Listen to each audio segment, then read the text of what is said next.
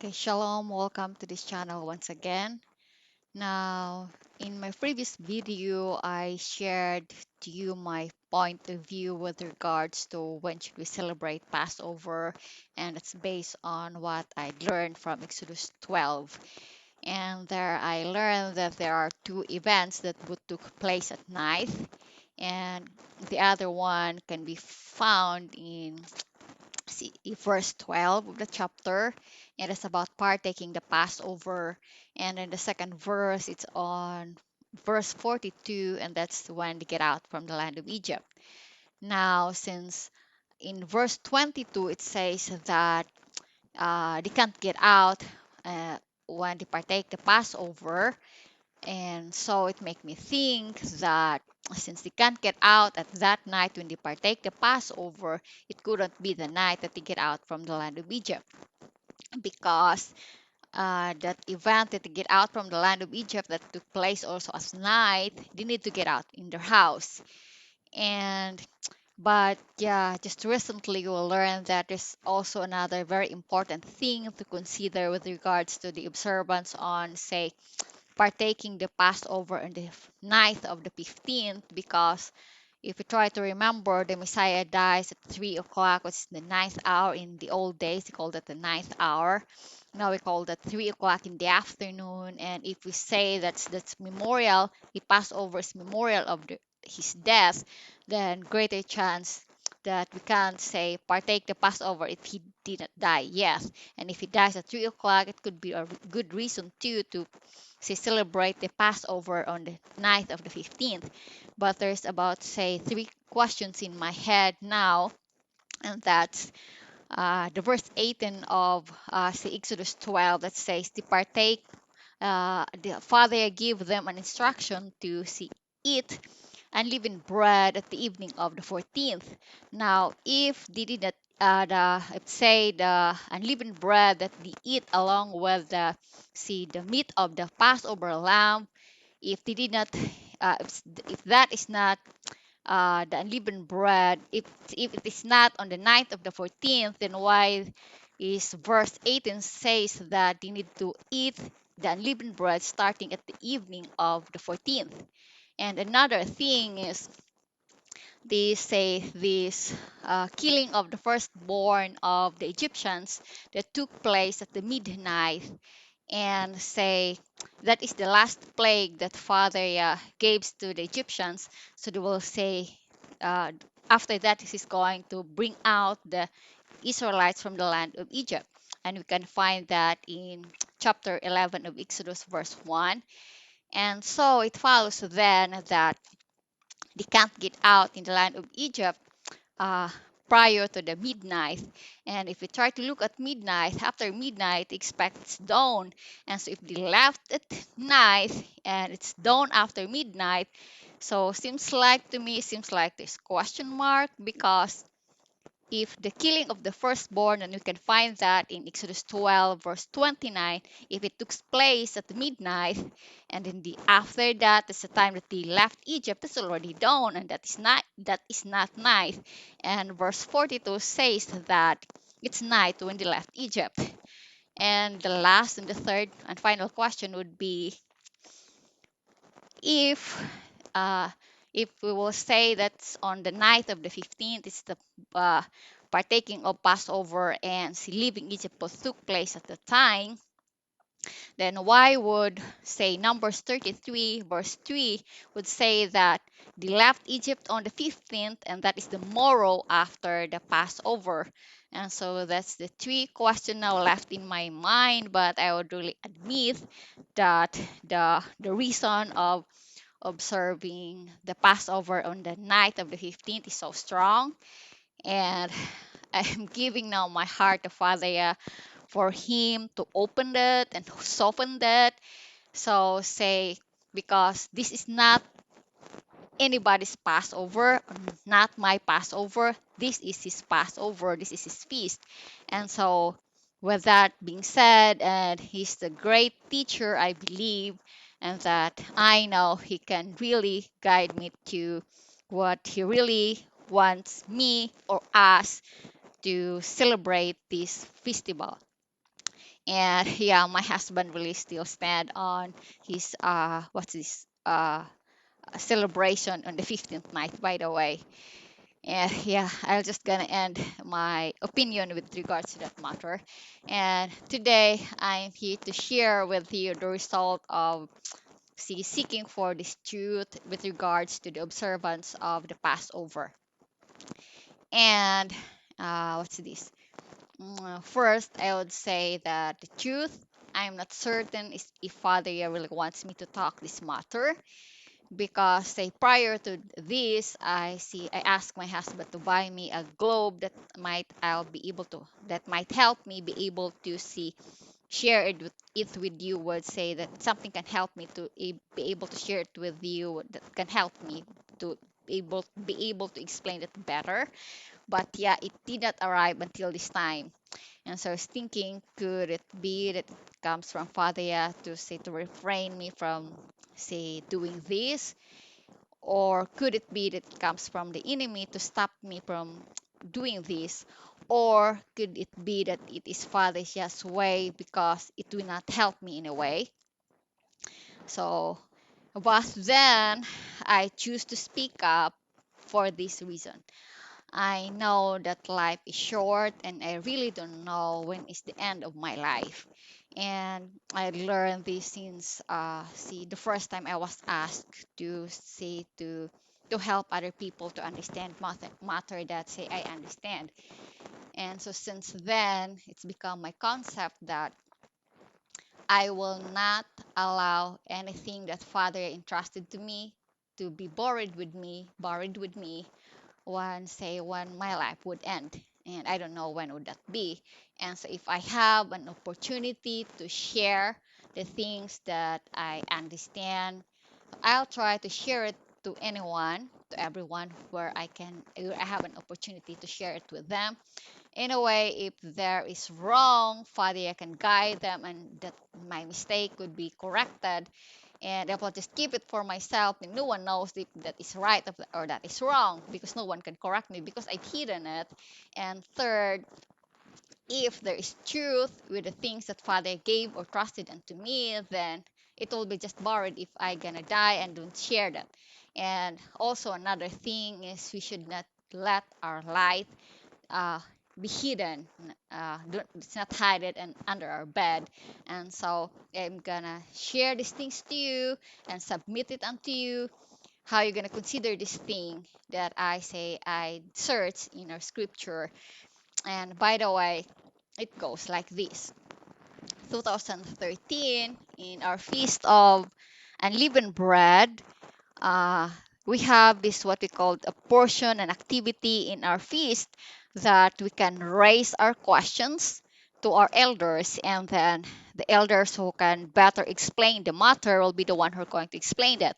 And so one among the questions that was raised at the time is with regards to the Adar, and that from what I remember, our elder there in my home country, Philippines, he said that we base our observance of the first month of the year after the first month that will come out after the spring equinox.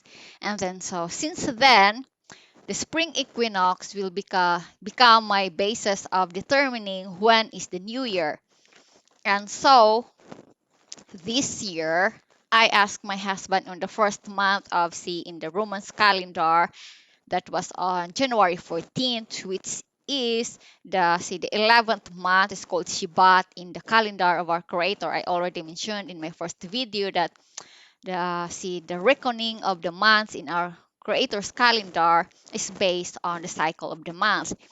But we are now following this calendar that was made by Pope Gregory, and that's also called Gregorian calendar, or Roman calendar, because the first Emperor Julius Caesar mandated to use that calendar. And from what I learned, he really forced everyone to use that calendar, and that everyone who opposed him using their own calendar is put to death. And that is why now, all throughout the world, the calendar that we're using is the Roman calendar or Gregorian calendar.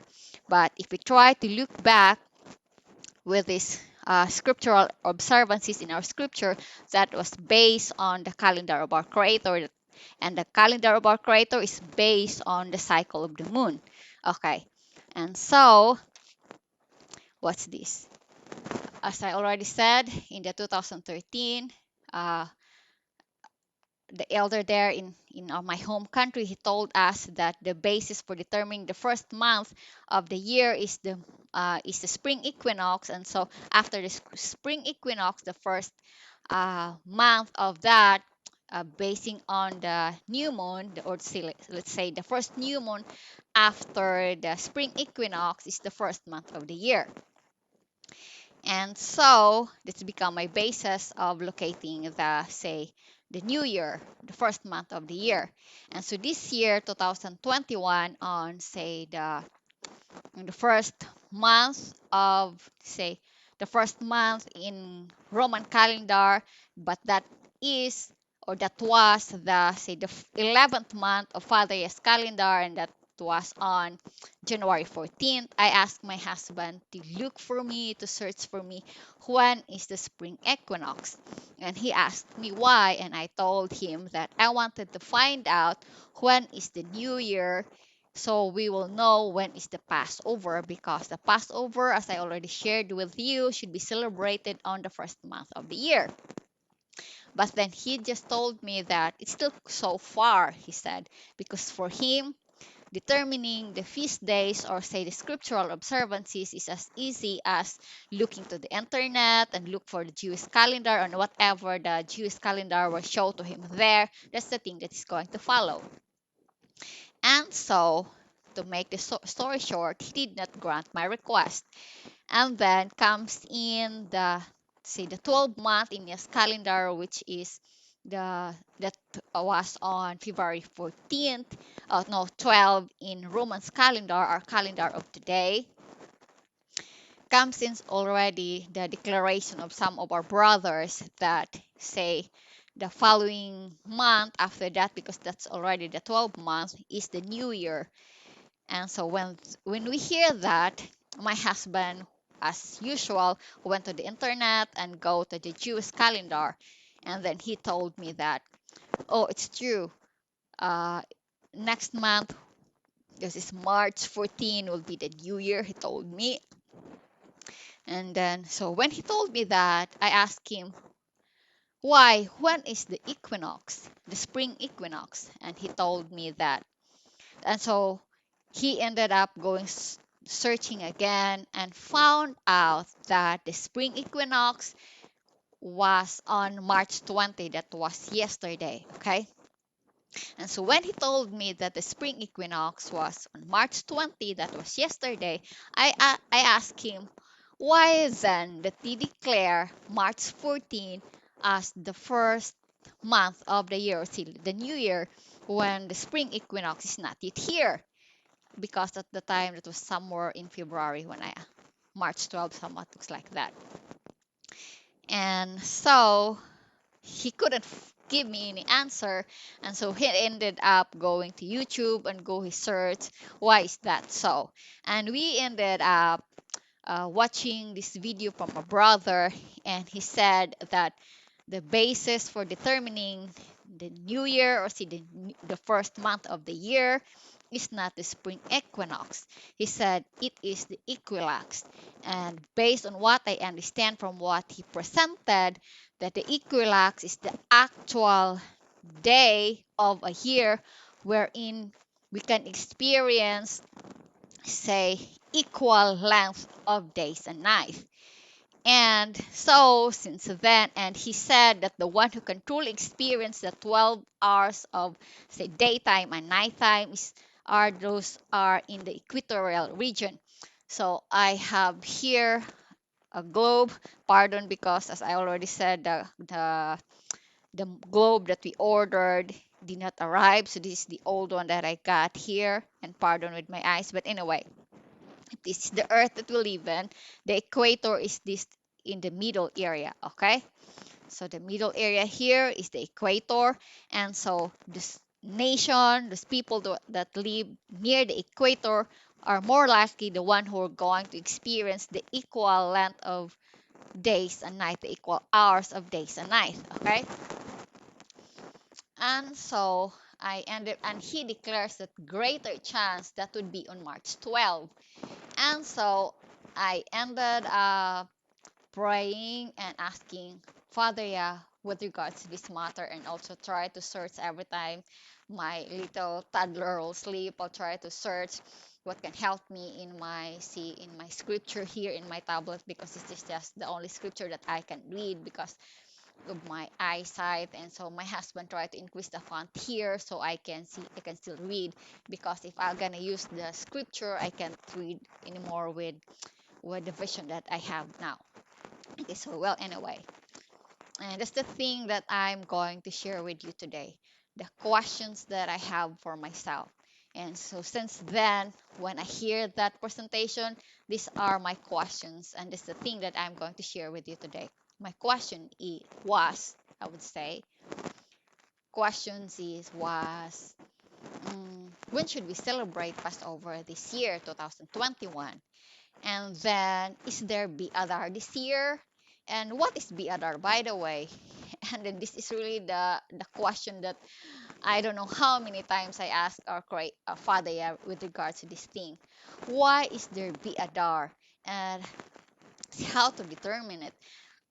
Why don't we celebrate Adar every year? Could it be that we celebrate Adar every other year or every other 3 years? And it's really the tough among the questions that I ask Father, yeah, that I really need to ask him to please slow it down to my level that I can understand, because it's really, really hard and tough, I must admit. And another thing that I came into my mind too, what is the relevance of this Adar with regards to our scriptural observances? Okay, this is the thing that I'm going to share with you as I already declared.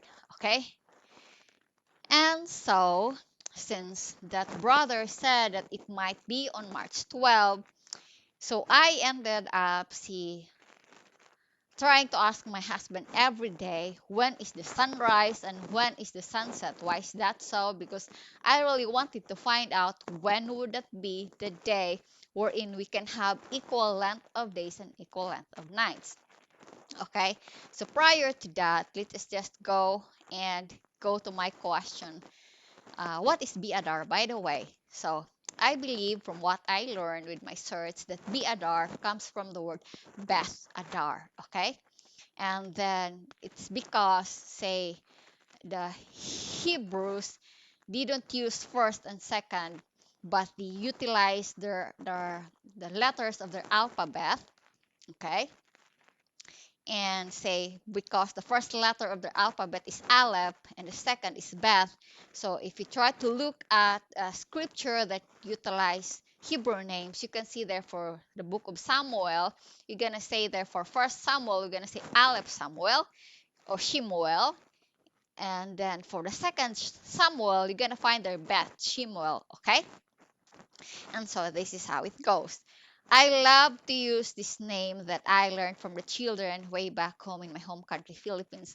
I don't know where they get this name of the months in Hebrew, but I just love this because I don't like this name of the fourth month that they learned from Babylon. It's called Tammuz.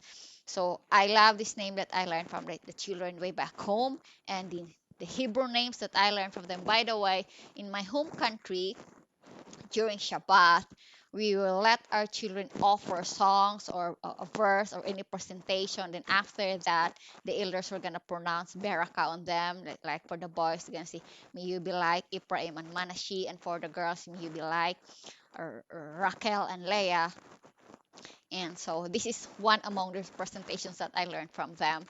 And this the name of months in Hebrew, and that is Abib. I don't like I pronounce wow for Vav, and so Abib, Siu, Siwan, Rivi. I don't know if the Ribi is Rivi because I we tried to search it yesterday. If see I can find out if the Hebrew letters that's used in Rivi is Beth or Wow, because if this is Beth then this is a Ribi, but if it's Wow then it becomes Rivi for me. Okay, so anyway, they pronounce it Ribi. So let me just use Ribi. But there might be tendency that it can be Riwi. And then Ab, and then Ilol, Itanim, Bul, Kisliu, Tibet, Shibat, Adar. So since the name of the 12 months in the Hebrew, or see in the calendar of Father Yah, then it follows that if there is a 13th month, then they're gonna name that after the last month, which is Adar, and call that the second Adar. So actually, the B Adar is also called the 13th month, or the second Adar. Okay, so that's what I gathered from learning what is B Adar. By the way, now let's go move further to say why is there B Adar. And as I already told you, this is the toughest thing to learn for me. And I really need to ask Father, please slow it down because I still don't really get it. And pick me up or where I can't understand and put it into my level because I couldn't really get it. And then finally one day, this is the thing that he showed to me that I'm able to understand. Okay. So as I already said, his months, the reckoning of his month is based on the cycle of the moon. So, like, say for example, this is the earth that we live in, and this is the moon. The one cycle of the moon traveling around the earth, that is 1 month for Father Yah's calendar. And so, the day one in Father Yah's calendar is the new moon. Okay, got it right? And on my search, the one cycle of the moon, there's different information there, but I guess what we need is this 29 and one half days. Okay, I will not discuss the thing anymore why there are two information they gave there. I guess what they said, it's because the earth is traveling, and that's why there's two information there. But I guess what we need is this 29 and one half days. So the earth, the rotation, the travel of the moon around the earth is 29 and one half days. This is the information that we need. Okay, so if there's 29 and one half days in the 1 month in Father Yah's calendar, we're going to multiply that by 12. We're gonna end up that it just take 354 days. Okay, 354 days. Now, if it's just 354 days, if we try to look at the basis of, say, the basis of, see, 1 year, that is, let me try to, okay, that is 1 year. And if we try to look at 1 year, that is 364 and 1/4 days. Okay, now, and that is one revolution. Let me show this to you. I just really tried to draw this thing, and I hope you can clearly see it there. Just utilize what I have here. So here is the sun at the center, and then the earth, and then the moon.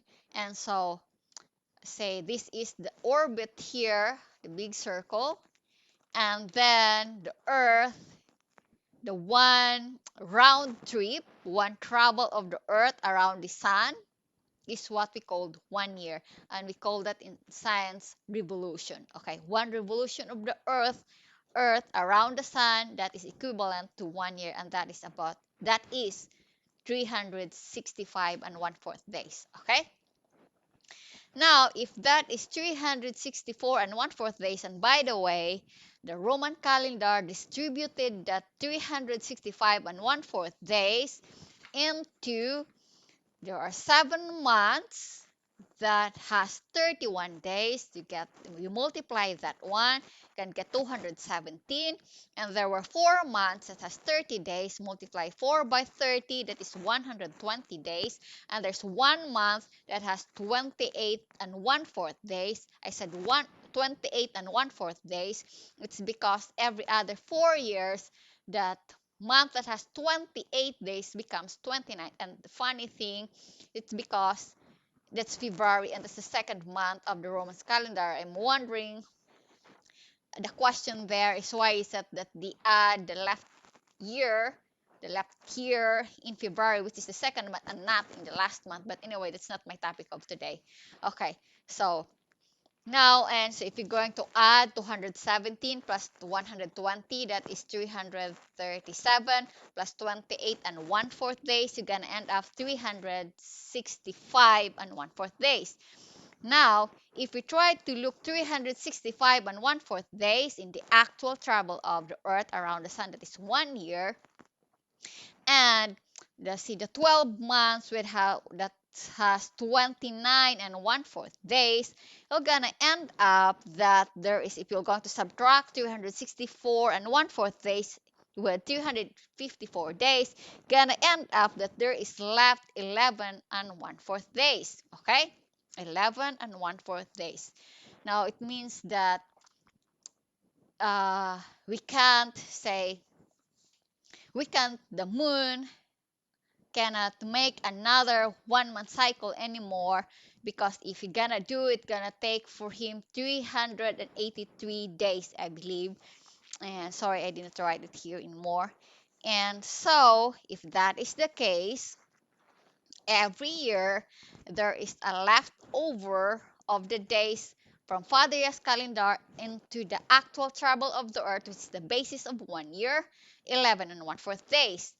And if say at the time of creation, Father Yah created the heavens and the earth and the sun and the moon this way, that say the moon will travel around the earth for 29 and 1/2 days, and the earth travels around the sun for 365 and 1/4 days, we're gonna end up that every year there is a leftover of 11 and 1/4 days. Now, let's say 1 year after creation, there will be 11 and 1/4 days, right? And so it follows then that in the second year, there will be 22 and 1/2 days already, okay? Because another 11 and 1/4 days for the following year. And therefore, in the third year, from the creation, if this is the situation, there will be 33 days and 3/4 days, okay? And since the the moon can travel around the earth for 29 and 1/2 days, there will be Adar there, or say there was Adar in the third year from creation. And we are going to, I'll show it here to you, we're going to subtract 29 and 1/2 days from the 33 and 3/4 in the, say, third year. We're gonna end up that will be 1 Adar, 1/13th month, and then stood still, there would be left 4 and 1/4 days. Okay? That is on the third year, if that is the situation from the beginning of creation. Therefore, in the fourth year, we're gonna left 4 and 1/4 days from the third year, and we're gonna add that to the 11 and 1/4 days of, say, the fourth year.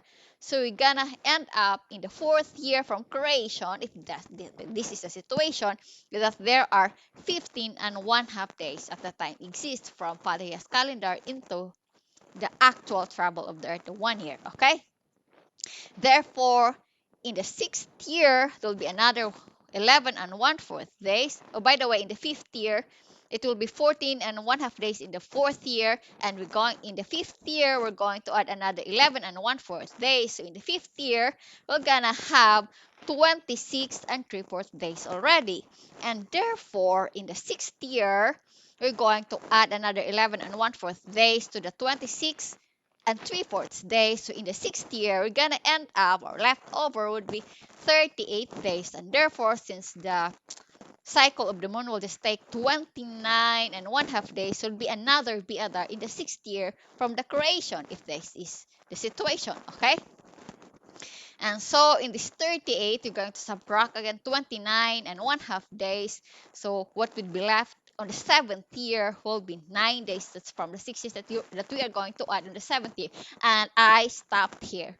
Why? Because it's hard and difficult, and I do not know what year are we, since from the creation up to our time this time. And if I know, that would be a very really hard work to do, because here I stopped already in the seventh year or the sixth year. Now, another thing. So first, I don't know what year are we since from the creation. And the second thing, the most difficult one is I don't really know exactly by the time of the creation how many days say the moon travels around the earth or the earth travels around the sun. Okay. And I hear that see this book of Apocrypha, it's just say that we don't believe it, okay? But they claim the book of Jasher, I guess that should be Yasher, and the book of Enoch and Jubal and or Jubilee. They said that before, according to Enoch, that the earth just traveled around the sun for 364 days. It's 1 year, and that the moon will travel around the earth for say 28 days, making it that there is 13th month every year. And therefore, it's so easy, as this said in that apocryphal book, it's so easy to determine when is the new year, okay? It happened 2019 Feast of Sukkot that we happen to be in because here in Illinois, the way we celebrate feast here in a small in the congregation that we are here, that we usually joined, we say we eat meals together. So the wives of see the elders, they're preparing food, and it's for everyone who attend the feast. And say so we had a chance to talk each other during meal time, and we don't need to prepare food. And so it happened one time. I happened to sat by with a sister that said that there might time that it's so hard to determine anymore the feast days.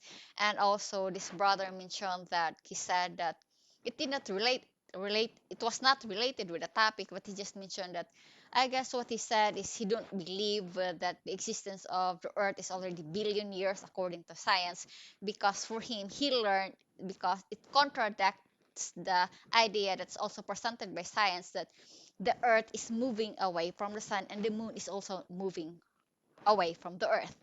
Now, I could see that there might be truth in there because science also says that the sun is getting hotter and hotter, and so there might be tendency that it's true that this apocryphal book is speaks truth, that maybe that the earth is moving away from the sun, that is for us to avoid that we will be get burned if the sun will not, the earth will not move away from the sun. Because if you try to look at the idea that say the earth travels around the sun for just 364 days, it means that the earth is closer to the sun. And if you try to say it's now 365 and 1/4 days, it means that it moves farther. And also, as we all know, this claim about global warming, that our earth is warming, so maybe that's also the tendency that the moon is also moving farther away from the earth. And if this apocryphal book says that before say the moon will finish its one revolution traveling around say the earth for just 28 days, and now it's already 29 and 1/2 days. So I would say if that is true, it's more difficult to determine the Adar. Why is that so? It is because we need to ask when did the earth starts to move away from the sun or the moon moving away from the earth, and by how many days, and that would make things even more difficult to determine the Adar. Now we'll move to another question, and that would be why are we need why there is a need for us to learn Bi'adar. Mm, what's the relationship of that to our scriptural observances? Why there is a need for us to learn them? Now, as I already shared with you in the last video, I shared with you that this very first observances feast should be celebrated on the first month of the year. Now, if there is Bi'adar, it follows then that, say, the next month after the 12th month, which is the last month of the year, is not the first month but the 13th month. Therefore, we need to move 1 month, okay? And with that, there might be tendency if we don't really know exactly when is Bi'adar that we are not celebrating the Passover in the first month, but in the 13th month. And that is a need, I believe, for me, that we need to learn Adar. Okay, so now, when the thing that I presented to you that is so hard, so difficult to determine is Adar, what was left with us to say, to help us to be able to say, to be helped in finding Adar? So praise Yah for this verse. As I see go over with scripture, I found that there's a verse in the scripture that can help us somehow find when should we celebrate his feast. Okay, let me drink. And we can find that in Leviticus chapter 23 verse 4. Now let me try to go over here so I can read it better for you. Oh, sorry. Oh, pardon. Okay. So anyway, Leviticus 23 verse 4. Okay, Leviticus chapter 23 verse 4. Just kindly go over because I don't know what's going on with my tablet. But I would see the key word there as Father gave his festival, his feast, his observances in the scripture. He told us there that we need to celebrate it in its seasons. And I believe the key word that can help us there is we need to celebrate his festival, his scriptural observances in its seasons. Okay. Now we'll go over to another part of the scripture that might help us since he's giving us a clue that we are going to celebrate his feast in seasons. We are going to go to another part of the scripture that will help us determine seasons. And that is on Genesis chapter 1 verse 14. Now we can see there that he's planning, he's saying that he's going to create lights, and that pertains to, if you continue to read that, that pertains to the sun and the moon. Okay, and then he said that they are going to serve as signs and seasons and days and years. Okay, now looking at that point, Father is telling us to look at the sun and the moon because the sun and the moon will give us signs and they are the reason of our season, I would say. Okay, now let's go and move forward. Now let's try to remember that the sun is our source of heat and light, right? No one would argue with me with that, I believe. Okay, now what makes season? Okay, I believe season comes out due to our see the amount of see our exposure to the source of heat and light, that is the sun. Okay, now the lesser time we are exposed to the sun, that we can experience that during our daytime, the lesser is that, the colder our temperature would be. And that's the reason that we're going to experience a season that is cold or snowy season. Okay, did I pronounce it right? Okay, pardon. I did not grow with this language. This is not my mother tongue. I'm just trying. Okay. Anyway, let's go and move forward. Okay, and when our time of being exposed to the source of heat and light, that's the sun, is longer, or say longest, then gonna tend to have a warmer or the warmest temperature, and that will make our season called summer. Okay, now with that being said, I would admit that I made a mistake, I guess this is one, in the video that I made with when we should celebrate the new year. And I guess because the upcoming festival is about cleaning our house, and I believe ourself is a house too. This is the temple of the Ruach HaKodesh, and so this is the first thing that we need to clean.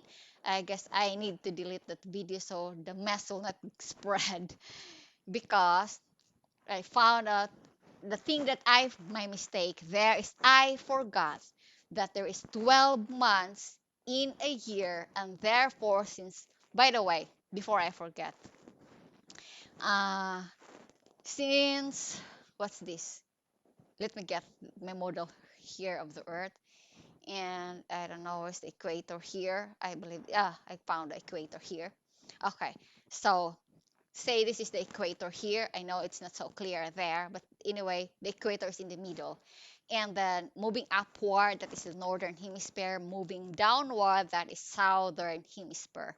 Okay, by the way, the the people, the countries, the location where you are in. If you are in near the equatorial region, your season usually don't change so much as compared to this place that's on the northern hemisphere and southern hemisphere.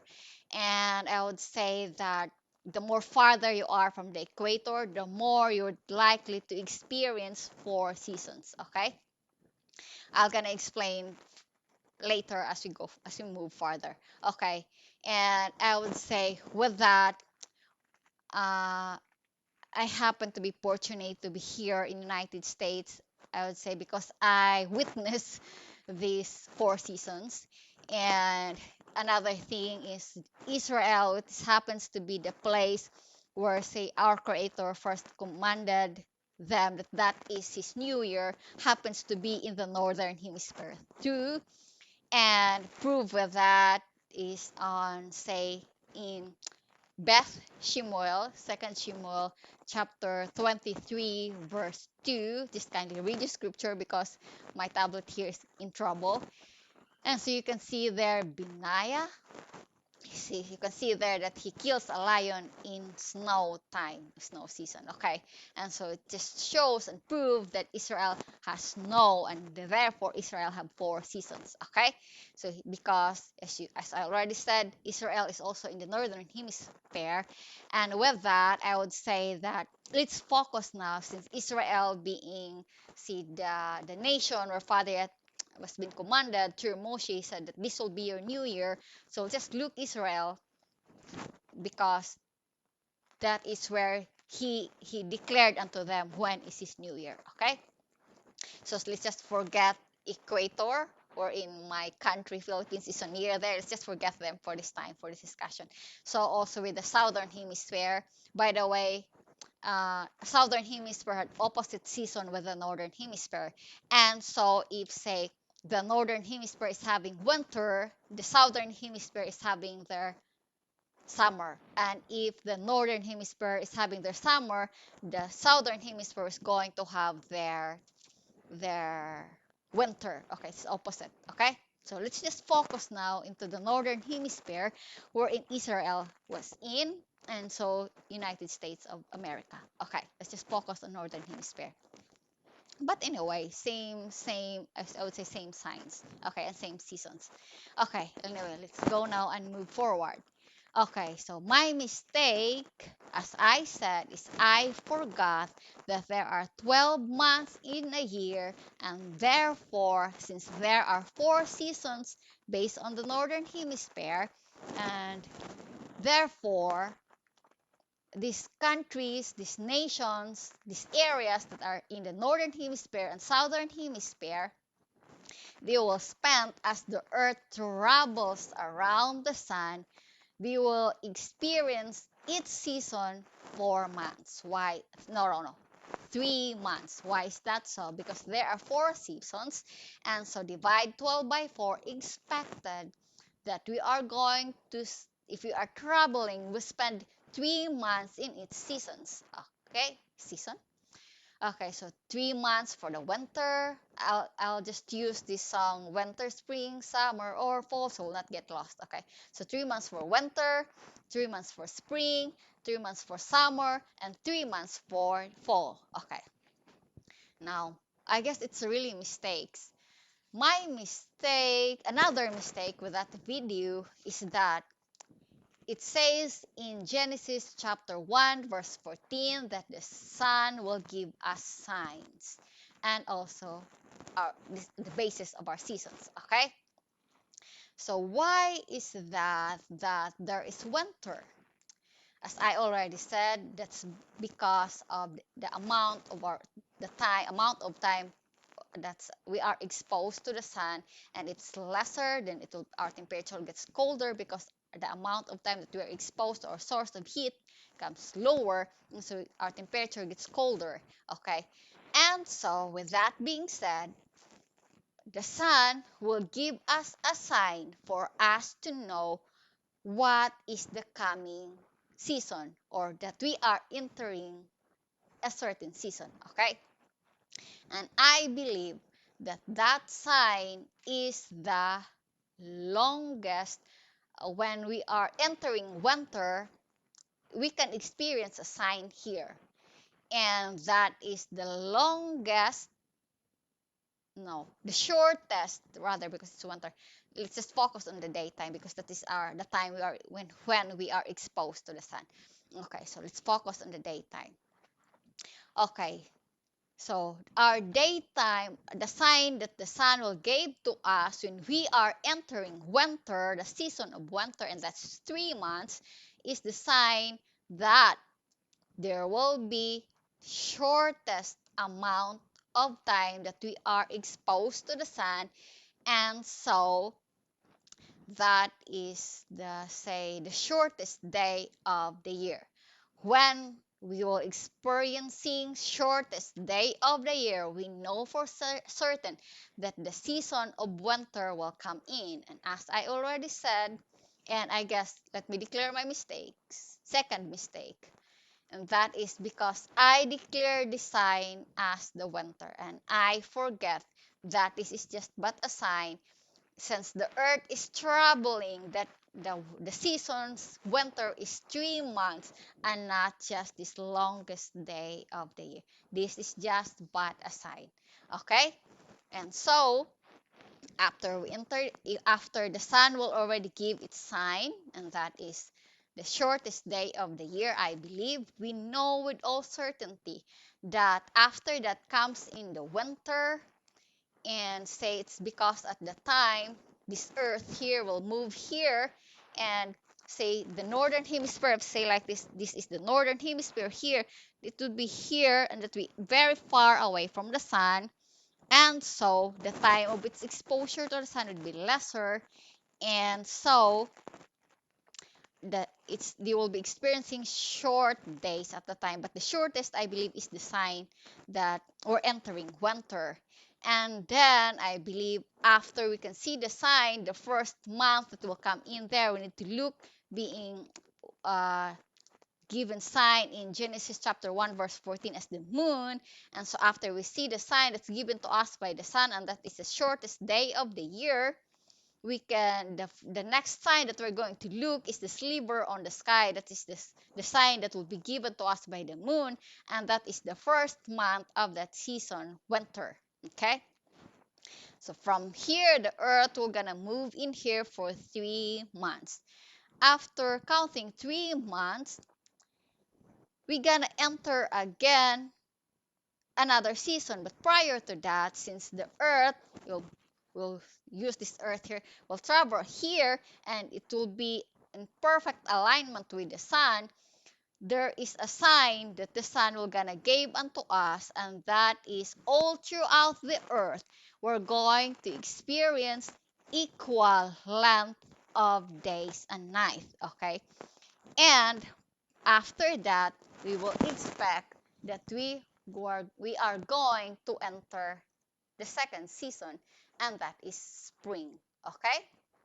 Now, after the sign, expect that the first sliver, the first new moon is the first month of the spring, and the second new moon is the second month of the spring, and the third month, and then the earth will gonna move here now, and since the earth is here, the sun will gonna give a sign again. That is because if say this is the northern hemisphere, it will be so exposed to the sun because the earth will be here, and so the northern hemisphere is so exposed to the sun, and that will be its exposure to the sun is longer, and so when we see the sign, I believe the longest day of the year is the sign that the sun will give unto us.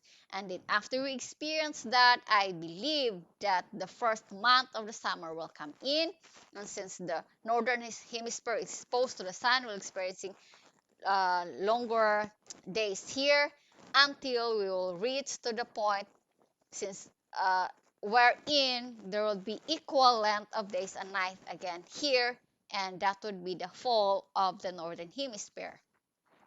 Okay, and then we got, and once again the sun will gonna give a sign, and we can see that when there is equal length of days and night again, because again the earth will be in perfect alignment with the sun.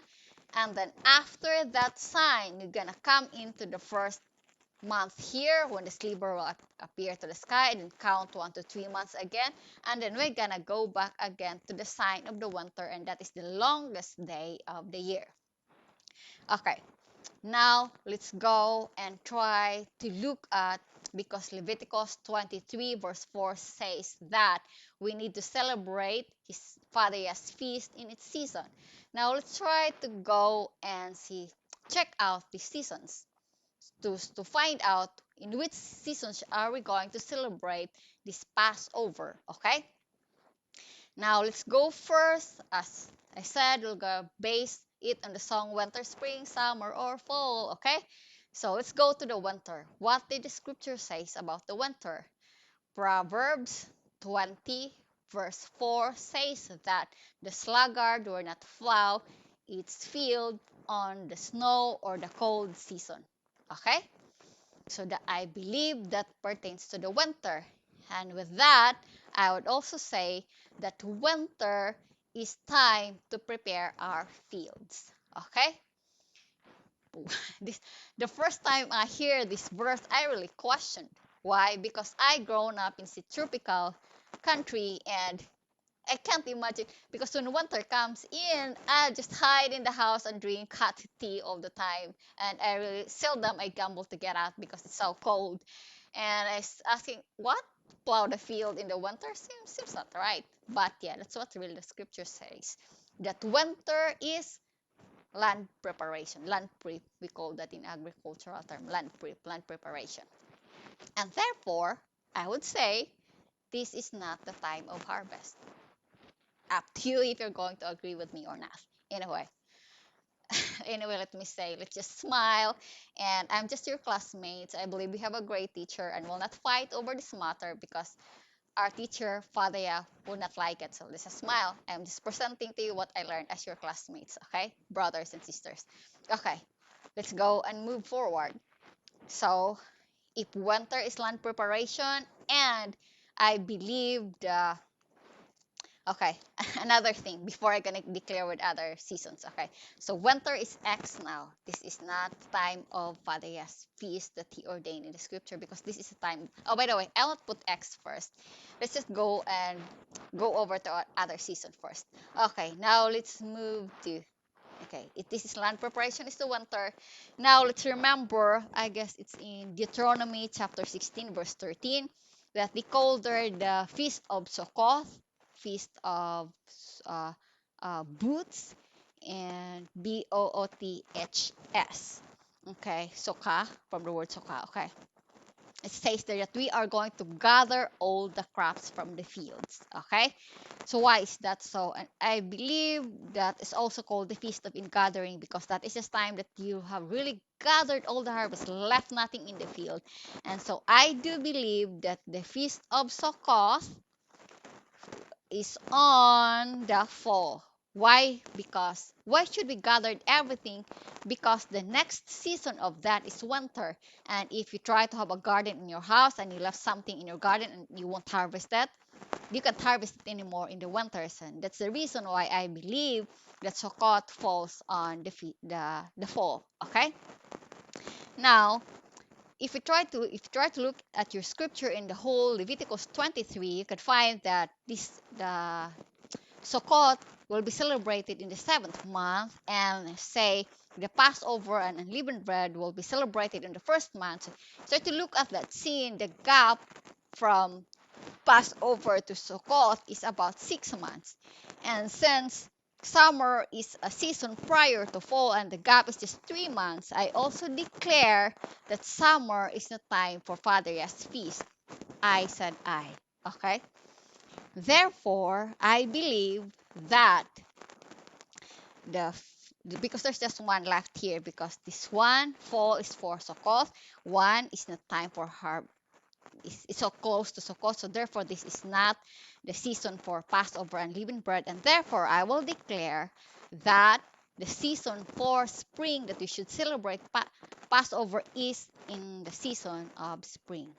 Agree with me or not? I'm just presenting what I searched out. Okay, so let's go and move further. Now, looking at the season of spring and knowing that there is a sign, looking at Genesis chapter 1 verse 14, that the sun and the moon will give us signs and the seasons. So I believe that there is sign that the sun will provide for us, so we will know when is the season. Okay, and the sun is also the reason for our seasons. Okay, with that being said, for me it be quite easier to determine if there's be Adar in a certain year by just looking at the sun and then count 1 to 3 new moons and then count the sign again given to us by the sun. And it will be quite easier for us to determine the Adar, okay, and when to celebrate our festival, or Father's festival, I would say. Okay, now it goes like this. Now I believe we're gonna move now and to 2021 feast days. Okay, so we're gonna do that using looking at the signs, okay, and determine when is the season of spring. Because as I already presented, I believe that the Passover should be celebrated in the spring because the scripture said, according to Proverbs 20 verse 4, the winter is plowing, preparing our fields so we can harvest in harvest time. And the scripture also shows that fall is the last harvest of the year, and then summer is just 3 months apart from fall, so that would not be the season for the Passover, because the gap of the feast of Sukkot, feast of booths, to the feast of Passover is 6 months, and so we're left with spring, and that makes me conclude that the Passover should be celebrated in the season of spring, because Leviticus 3 verse 4 says that Father Yah, by the way, says that we should celebrate his feast in its season. Got it right? Okay, let's go ahead, move forward. Okay, let's go now to 2021. When is the sign? So as I said, I started counting when March came in, because that brother said it might be on March 12th. And so I started to ask my husband every day, when is the sunrise, when is the sunset, sunrise, sunset, sunrise, sunset. And then finally he get tired and just go to an app where he can find when is really the actual length of days and nights. And the sunrise at the time in our place, because as I already said, oh, by the way, if I didn't say it yet, it will vary depending on your location in the earth that we ride in. I would say ride in because the earth is traveling, so we are travelers and passengers here riding in this vehicle called earth, because it's traveling round trip, and our round trip is 1 year. Okay, and so when was that? And that was the sunrise on that time is 7 in our place here is 7 o'clock in the morning and 58 seconds, and the sunset was 7 o'clock and 1 minute, with just a variance of point 2 seconds. Okay, 58. Okay, 2 seconds. Okay, and that was on March 16th. Okay, agree with me or not, since March 14th did not came into the sign that's given to us by the sun, wherein we can, did I still get it right? Okay, that there will be this, because if there's equal length of days and night, it means that the earth is here, right? And then after that, it would follow then that the first new moon after the equinox, the actual length of days and night, comes in the spring. And the first new moon, I believe, would be on March 13th. Oh no, April 13th.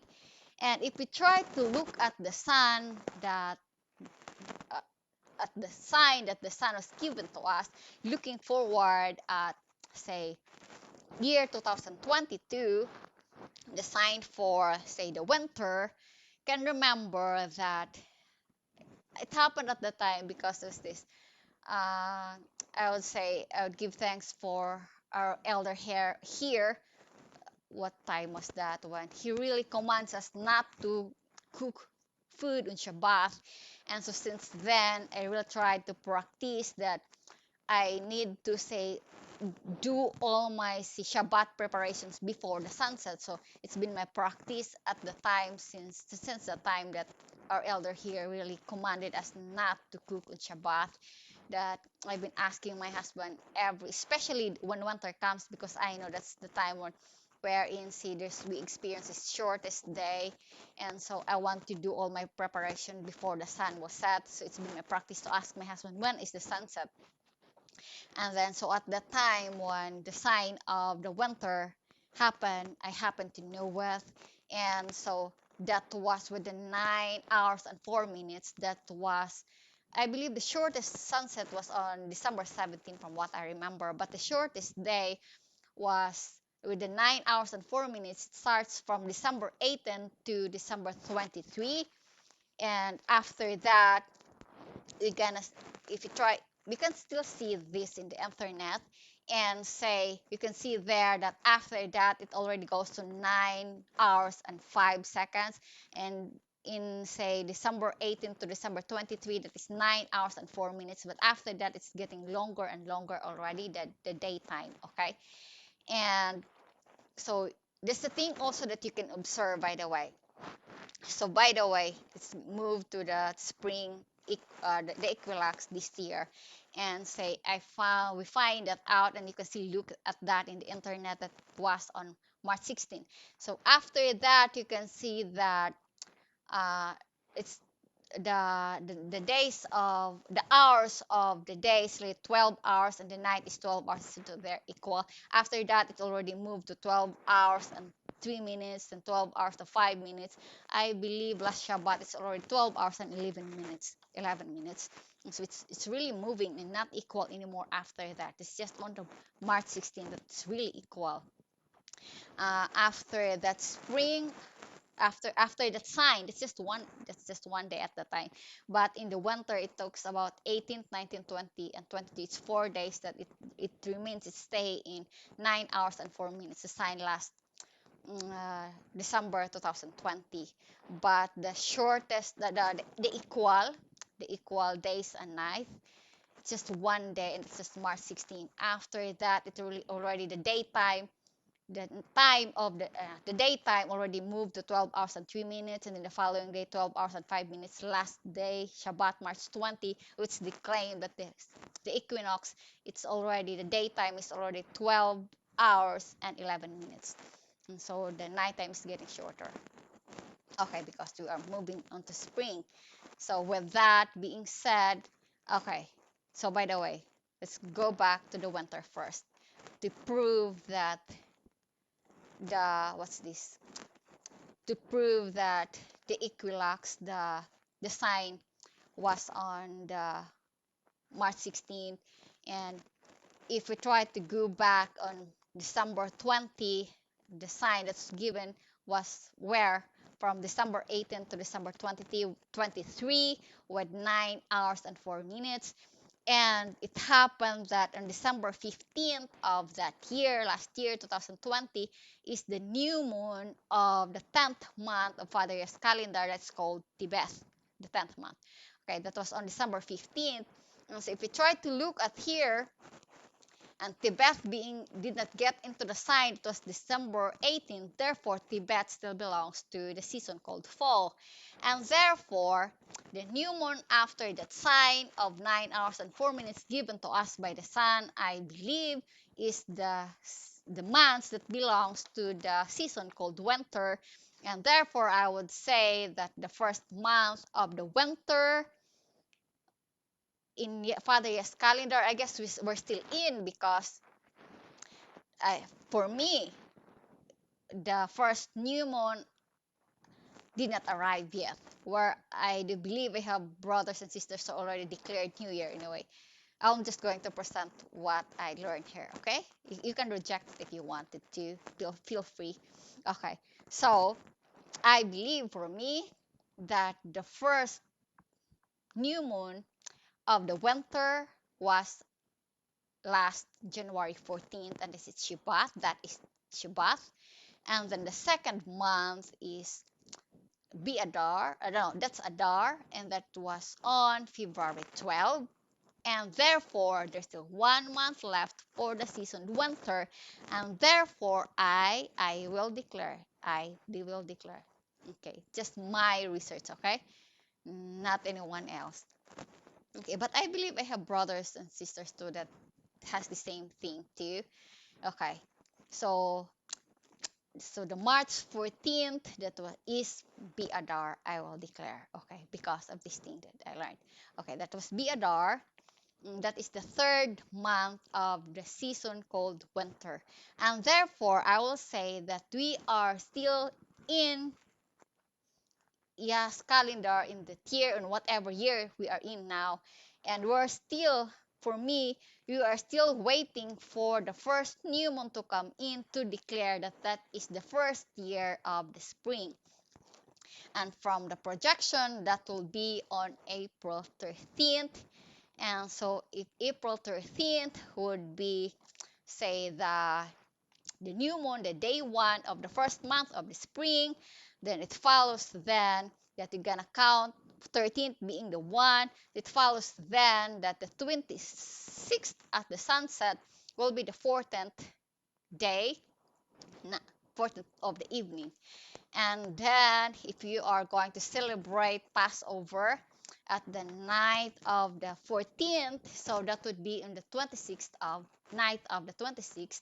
And if you believe that the midnight cry took place at the time too, so that would be on the midnight of the 26th. And then the morning that says you can get out already would be on the 27th daytime. And then if that daytime was spent to ask for jewels of silver and gold and whatsoever, maybe another point too just came into me this time. uh, I, asking would be on the daytime because you can see, because they say ask them what you want to ask for them. So maybe greater sense it was really daytime when they ask for jewels of silver and gold and clothing, because they can see that one I want that, give that to me, give that to me. So maybe that's daytime. So just submit it to you, okay?